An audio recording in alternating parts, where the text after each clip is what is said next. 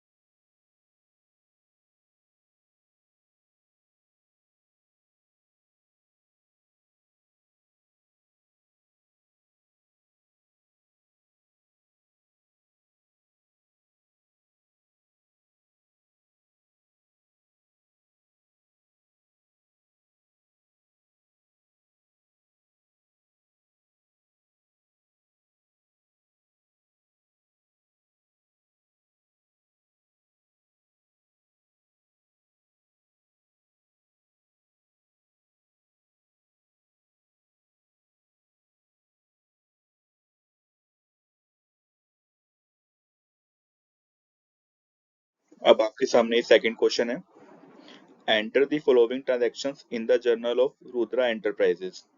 तो रुद्रा एंटरप्राइजेस की बुक्स में हमें कुछ जर्नल एंट्री पास करनी है, तो देखते हैं वन बाय वन। सबसे पहले एंट्री है sold goods for cash rupees 22,000। 22,000 rupees का गुड्स कैश में सेल किया। अगर हम कैश में गुड्स सोल्ड कर रहे हैं तो फर्स्ट ऑफ ऑल तो कैश हमारे पास आ रहा होगा, और जब भी कैश रिसीव होता है तो कैश अकाउंट क्या होता है, डेबिट। तो हमने कैश अकाउंट को क्या कर दिया, डेबिट। और जब हम सेल्स करते हैं तो सेल्स अकाउंट क्या होता है, क्रेडिट। तो जर्नल एंट्री बन गई cash account debit to sales account 22,000। Next entry है sold goods to Rahul rupees 75,000। हमने राहुल को 75,000 रुपीज का गुड सोल्ड किया। अब यहाँ पे आप देखोगे कि यहाँ पे कहीं पे भी कैश मेंशन नहीं है कि जो हमने राहुल को गुड सोल्ड किया है वो कैश में हो। तो इट मीन्स ये क्रेडिट है, उधार है, क्योंकि कैश वर्ड कहीं पे मेंशन नहीं किया हुआ है, तो हमने ये क्रेडिट बेसिस पे गुड सोल्ड किया है। तो इसकी एंट्री क्या हो जाएगी, Rahul account debit to sales account. देखिए, गुड्स सोल्ड किया है, सेल किया है, तो सेल्स अकाउंट तो क्रेडिट होगा ही होगा। अब क्वेश्चन आता है कि ऊपर डेबिट में क्या लिखें। डेबिट में हम कैश वर्ड यूज नहीं करेंगे क्योंकि कैश हमारे पास नहीं आ रहा है। तो गुड्स सोल्ड हुआ है, किसको हुआ है, राहुल को। तो ऊपर कैश ना लिख के हम क्या लिख देंगे, राहुल। तो अगर हमने उधार सामान बेचा है तो हम ऊपर पर्सन का नेम लिख देंगे, और सेल्स अकाउंट तो क्रेडिट ही होगा क्योंकि कभी भी अगर हम सेल्स करते हैं तो सेल्स अकाउंट को क्रेडिट करते हैं। नेक्स्ट एंट्री है received cash from Rahul rupees 60,000। Rahul से 60,000 रुपीज कैश रिसीव हुआ। अब देखिए, कैश आपके पास आ रहा है, कैश आ रहा है तो जब भी कैश आता है तो कैश अकाउंट को हम क्या करते हैं, डेबिट। तो हम यहाँ पे कैश अकाउंट को करेंगे डेबिट। अब कैश कहाँ से आ रहा है, किसके पास से आ रहा है? कैश आ रहा है राहुल के पास से, तो राहुल क्या हो जाएगा? क्रेडिट। जैसा मैंने पहले भी बताया था, डेबिट और क्रेडिट में से अगर आप एक आइडेंटिफाई कर लो कि क्या डेबिट होगा या क्या क्रेडिट होगा, तो दूसरा आपको अपने आप ही पता लग जाएगा। तो एंट्री बन गई cash account debit to Rahul account.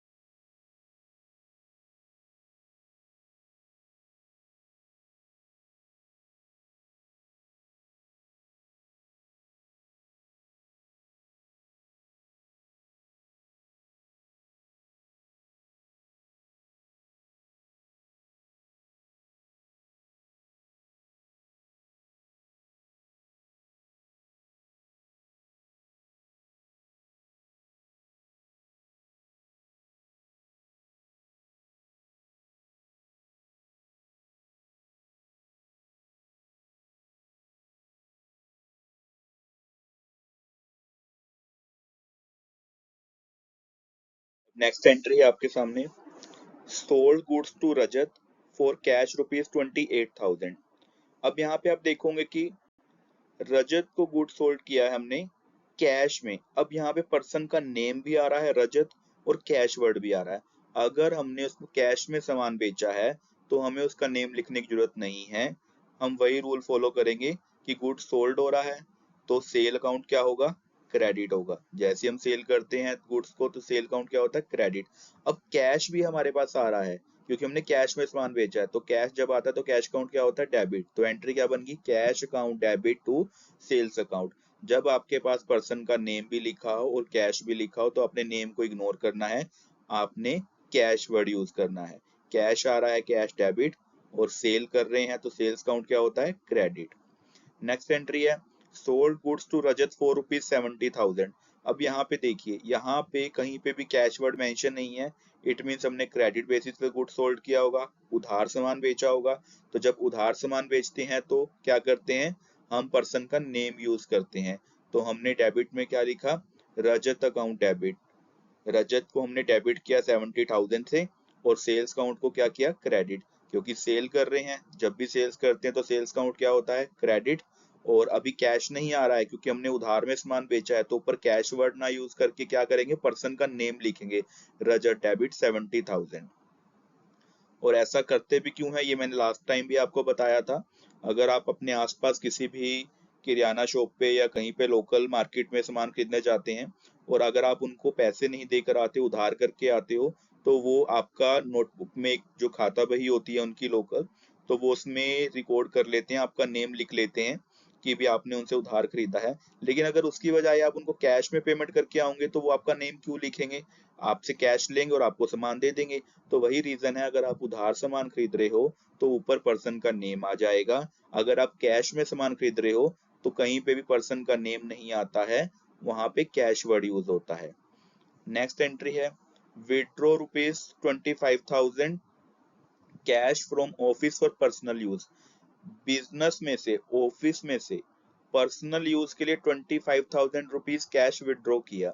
अब बिजनेस से कैश जा रहा है, बिजनेस से कैश विड्रॉल हुआ है। जब बिजनेस से कैश विड्रॉ हुआ है तो कैश जा रहा है तो कैश काउंट क्या हो जाएगा? क्रेडिट। क्योंकि कैश कम हो रहा है, कैश जा रहा है तो कैश काउंट क्या हो जाएगा? क्रेडिट। और ऊपर वर्ड आ गया ड्रॉइंग अकाउंट डेबिट। हमने ड्रॉइंग क्यों लिखा? जब भी हम अपने पर्सनल यूज के लिए, बिजनेस से अपने पर्सनल यूज के लिए हम पैसे विड्रॉ करते हैं तो हम ड्रॉइंग वर्ड यूज करते हैं। सपोज करो आपने बिजनेस से 10,000 रुपीज निकाल लिए, आपको अपने पर्सनल यूज के लिए चाहिए था, आपको कहीं घूमने जाना था या आपको अपने लिए कुछ परचेज करना था। आप बिजनेस के पॉइंट ऑफ व्यू से नहीं निकाल रहे हो बिजनेस से वो पैसे। सपोज करो अगर आपने बिजनेस से पैसे लिए और बिजनेस का ही कोई सामान लेकर आए और बिजनेस में आके रख दिया, वो तो बिजनेस पर्पज के लिए हो गया। लेकिन अगर आप बिजनेस पर्पस के अलावा अपने पर्सनल खुद के यूज के लिए कोई सामान लेकर आ रहे हो या अपने पर्सनल यूज के लिए पैसे निकाल रहे हो, तो वहां पे हम ड्रॉइंग वर्ड यूज करते हैं। तो कैश जा रहा है तो कैश काउंट क्या हो जाएगा, क्रेडिट। और कहाँ जा रहा है कैश, किस रीजन से जा रहा है, ड्रॉइंग में जा रहा है, तो ऊपर वर्ड लिखेंगे हम ड्रॉइंग काउंट डेबिट।